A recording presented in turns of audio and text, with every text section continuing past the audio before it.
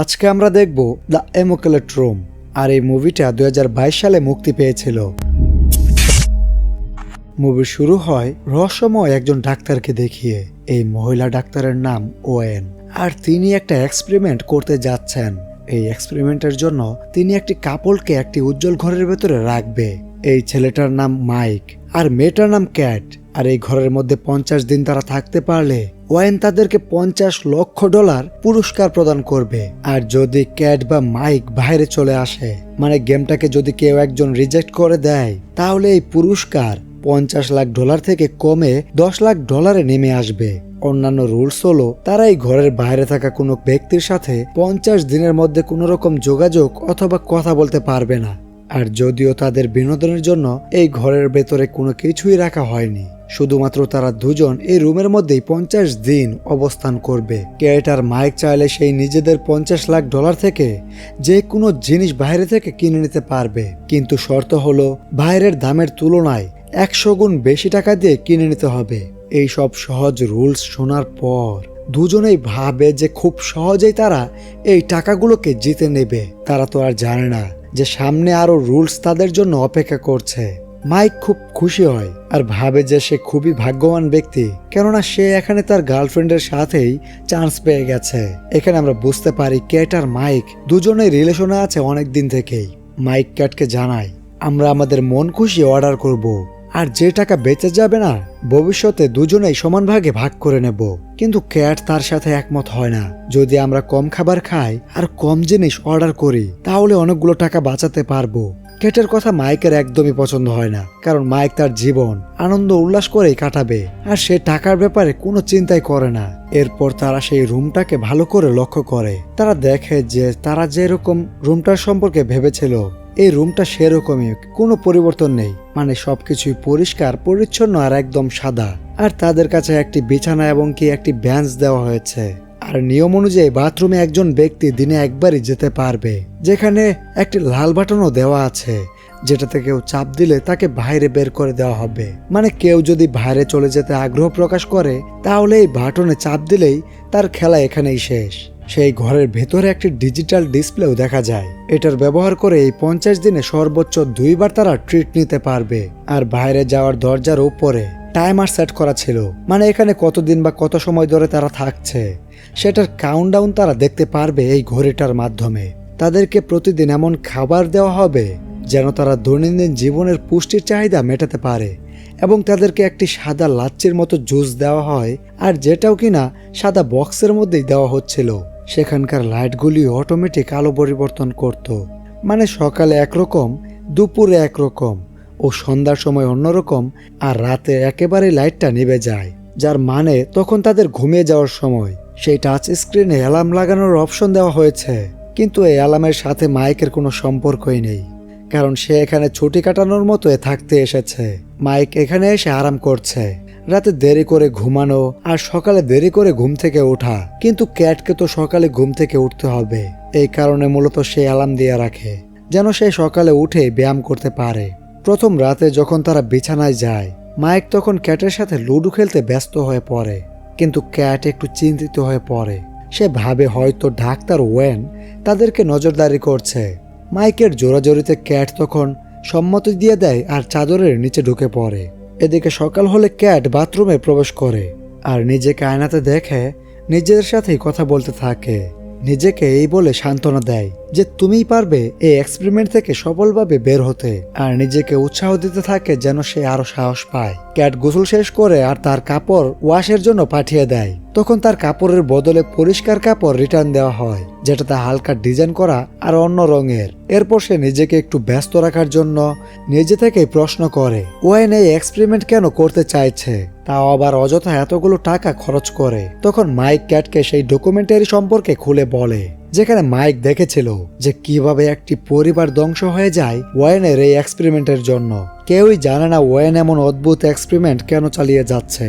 সবাই এটুকুই জানে যে ওয়েনের কাছে বিপুল পরিমাণের সম্পদ রয়েছে, আর সেই টাকা দিয়ে নতুন নতুন এক্সপেরিমেন্টের মাধ্যমে মানুষদেরকে অর্থ দিয়ে থাকে। আর তিনি এটা জানতে চায় যে মানুষ ভিন্ন সব পরিস্থিতিতে কিভাবে বেঁচে থাকতে পারে, আর মানুষদের আচরণ কতটুকু পরিবর্তন হতে পারে। এখন তারা আর আগের মতন আনন্দ করতে পারে না।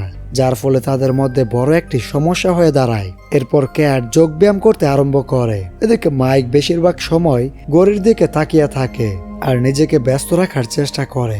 সে মনে মনে চিন্তা করে যে সাদা রঙের কি মানে। এই প্রশ্নের উত্তর সে নিজেই দেয়, যেটা কিনা সে তার আর্ট স্কুলে শিখেছিল। এরপর সে বাচ্চাদের মতো কথা বলতে শুরু করে। আমাদের উচিত ওইদিকে দাঁড়িয়ে ব্রাশ করা, এদিকে দাঁড়িয়ে ব্রাশ করা উচিত না। বুঝেন তাহলে মাইকের কতটা মানসিক বিপর্যয় হয়ে গেছে। ক্যাট তখন মাইককে মোটিভেট করে, তুমি ঘড়ির দিকে বেশিক্ষণ তাকিয়ে থেকো না, সময় তার গতিতেই চলবে। ঘড়ির দিকে ফোকাস না করে পুরস্কারের উপর ফোকাস করো, যেটাকে আমরা ভবিষ্যতে পাবো। কিন্তু ভালো চিন্তা করা খুবই কঠিন, বিশেষ করে তখন যখন মাইক ঘুমাতে পারে না।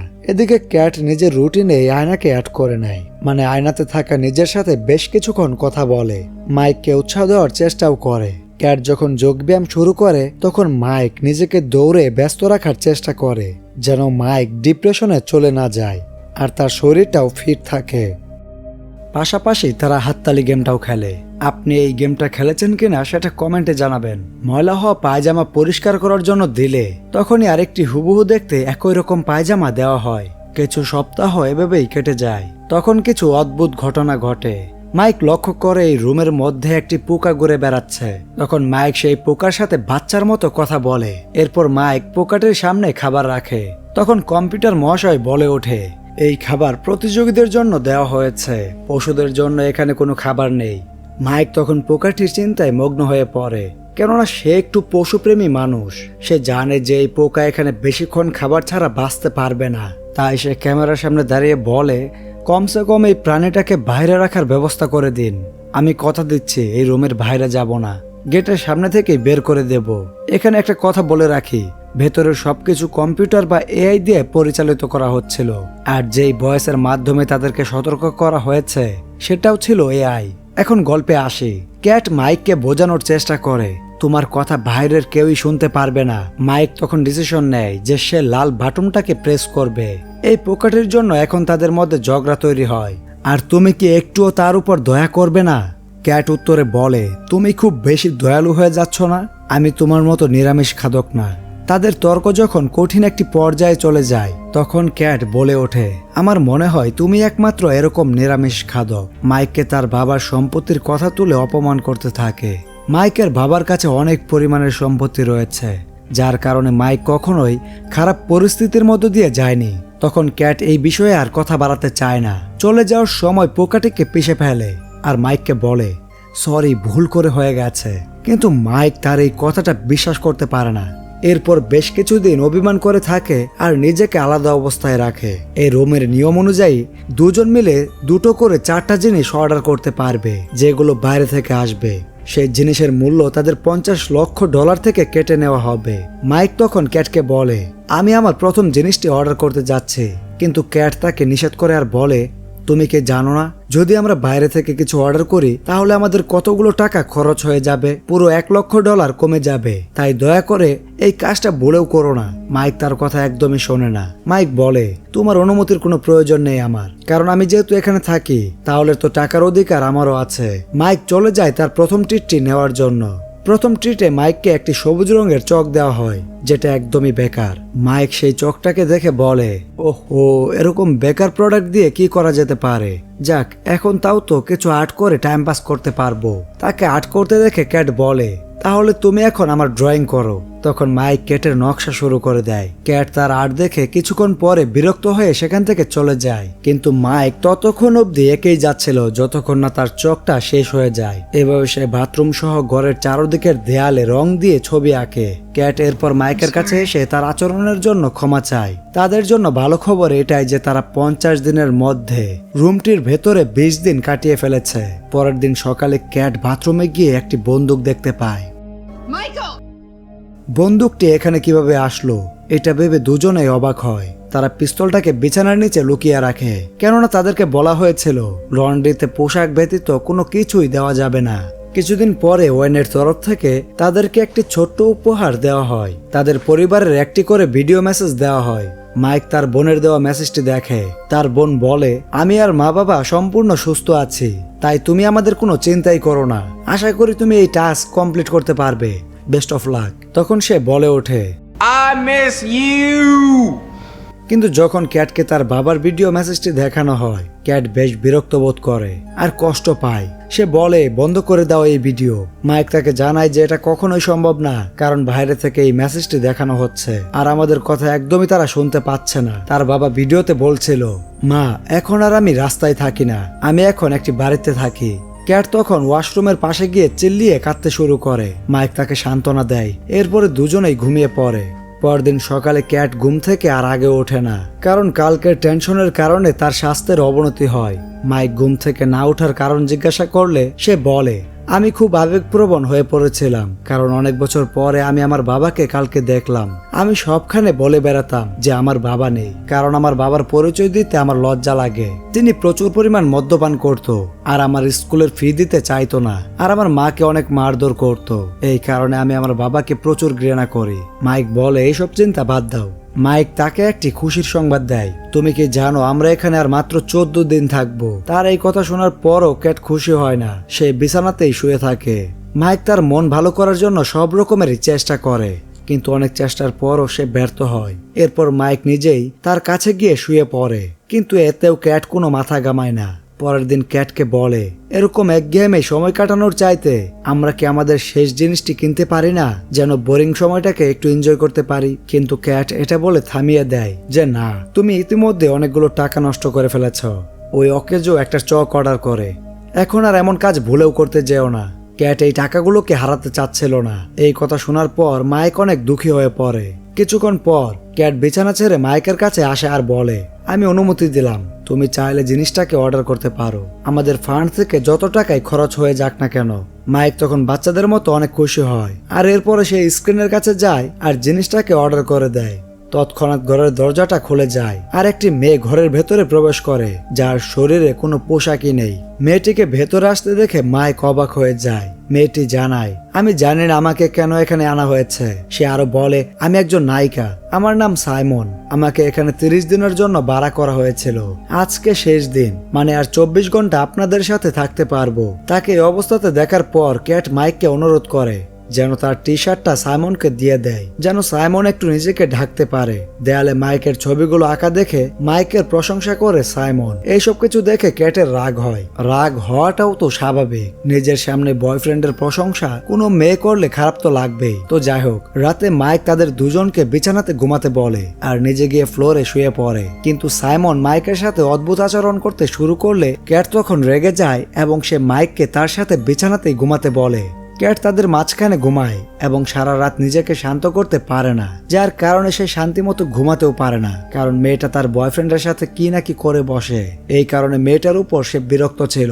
সকালে যখন ক্যাটের ঘুম ভাঙে তখন বিছানাতে ক্যাট সাইমনকে দেখতে পায় না। সে ভাবে হয়তো সাইমন চলে গেছে, কিন্তু যখন সে বাথরুমে যায় সে দেখে যে সাইমন এখনো যায়নি, বরং সকাল সকাল বাথরুমে গোসল করছে। ক্যাটও তার কাপড় খুলে গোসল করতে শুরু করে। ক্যাট অনিচ্ছা থাকা সত্ত্বেও সাইমনকে সহ্য করে আর কিছুই বলে না। ক্যাট ডিপ্রেশন কমানোর জন্য তার ট্রিট অর্ডার করে, মানে সেও তো আর এখনো অর্ডার করেনি, তাই সেও চাইলে 2টি ট্রিট নিতে পারবে। তাকে ট্রিট হিসেবে একটি ছোট্ট ডিব্বা দেওয়া হয়, যেটার ভেতরে 3টি মজাদার চকলেট দেওয়া হয়। সে সাথে সাথে একটা খেয়ে নেয়, একটা মাইককে আর একটা সাইমনকেও দিয়ে দেয়। তিনজনে এরপরে নাচতে শুরু করে, তিনজনে কিস করতে শুরু করে। এরপরে একে অপরকে তারা কিস করতে শুরু করে। যদিও কিছুক্ষণ পরে মাইক খারাপ জিনিস দেখতে শুরু করে।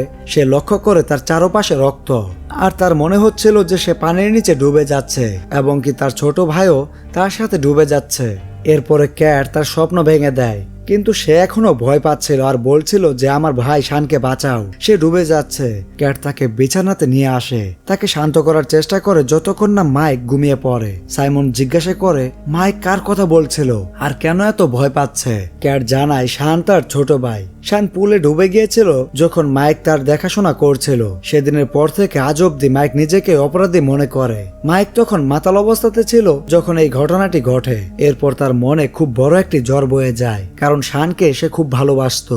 এই জন্য সেই চকলেটটা খাওয়ার সময় নিজেকে আটকানোর চেষ্টা করছিল। সাইমন ক্যাটকে জিজ্ঞাসা করে তোমরা দুজন কিভাবে সম্পর্কে জড়ালে। ক্যাট তাকে বলে সেদিন বৃষ্টি হচ্ছিল আর আমার হাতে কোনো ছাতাও ছিল না। সেদিন মাইক আমাকে বৃষ্টি থেকে রক্ষা করে। মাইক যখন বেড থেকে উঠে সাইমন তাকে বলে আমি আমার মাকে ছোটবেলাতে হারিয়ে ফেলেছি, তুমি এবং আমি দুজনেই পছন্দের মানুষদেরকে হারিয়েছি।